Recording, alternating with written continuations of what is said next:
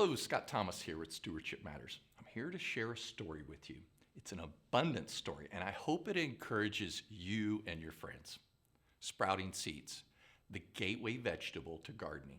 Did you know that foods grow in a jar without soil and without any fertilizer or additives? Did you know that you typically see results, real results, in less than a week?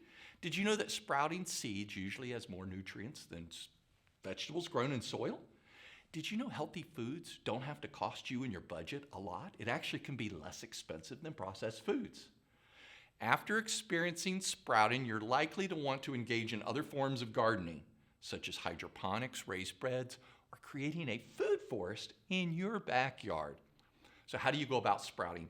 First, you get a glass jar, like a mason jar, and you put some seeds barely across the bottom of the jar. Then you fill it with water and you let it soak for at least 8 hours. Sometimes I go overnight. You drain it. I have cheesecloth. You drain it and let it sit. And each day you're going to rinse it and drain it. You'll see results oftentimes in 2 or 3 days. Okay, so when you harvest this in less than a week, this jar will be filled. A quart-sized jar will be filled. Okay? So what do is you put it on a napkin. You now get the excess water off and you put it in your refrigerator. You can use it on salads, sandwiches, just eat it. It's good for the next 5 days. It's wonderful. So let's talk about the economics of sprouting. One of the least expensive popular seeds is the mung bean.